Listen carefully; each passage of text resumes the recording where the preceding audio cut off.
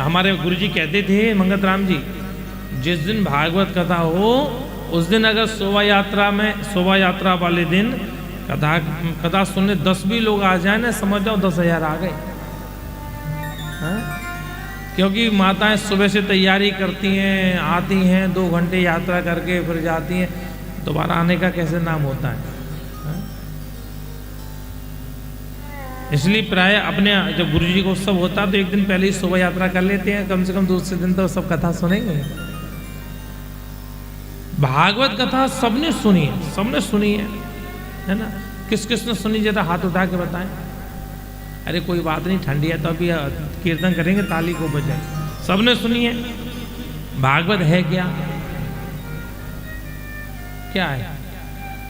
अच्छा ये बताओ कब तक सुनेंगे हम भागवत? कभी तो समझ में आनी चाहिए ना। भागवत है क्या? भागवत में ध्यान से सुनिएगा, भागवत में 6 केवल भागवत 4 शब्द है। वर्ण चतुष्टय, 4 वर्णों को संयुक्त करने पर क्या बनती है? भागवत बनती है ना। तो भागवत का मतलब क्या? बड़ा प्यारा सा मतलब है, ध्यान से सुनिए, आनंद आएगा।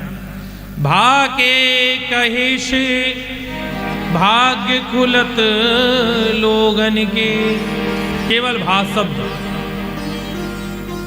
जिसके जीवन में केवल भा पहला शब्द आ गया, जन्मांतर की सुप्त भाग जग कर के प्राप्त खुल गया।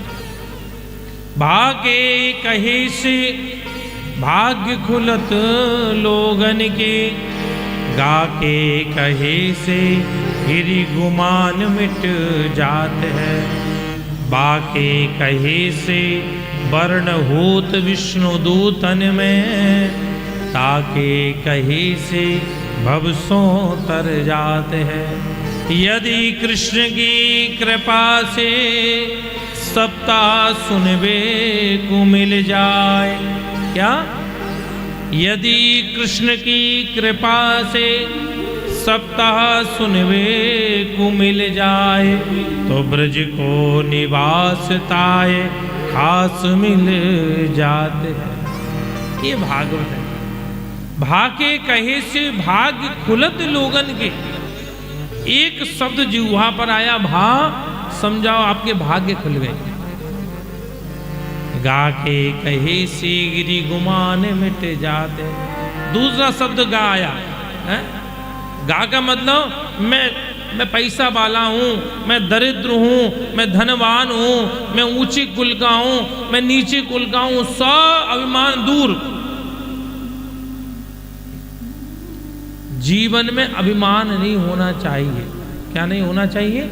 अभिमान नहीं होना चाहिए। अभिमान भी हो तो कैसा अभिमान हो? देखो हम मना नहीं करते किसी भी वस्तु को, भोजन करना है करिए, पर उसकी प्रक्रिया बदल दीजिए। लोग खाना तो नाम क्या लेते? खाना, जिसे पहले ही मना कर दिया उसे क्या खाओ। अगर हमें भोजन ही करना है, भोजन को प्रसाद बना दो ना, घर में बनता ही है, उसको ठाकुर जी के सामने रख के पाइए। आपका मन भी शुद्ध होगा, तन भी शुद्ध होगा, सब आनंद आ जाएंगे। बनना घर में भोजन ही है, हम सबको पाना ही है, पेट भरना ही है, उसकी क्रिया बदल दो। वो बना करके श्री ठाकुर जी के सामने पधराओ और आपके घर परिवार में बच्चे पाएंगे, सबकी चित्त बुद्धि शुद्ध हो जाएगी।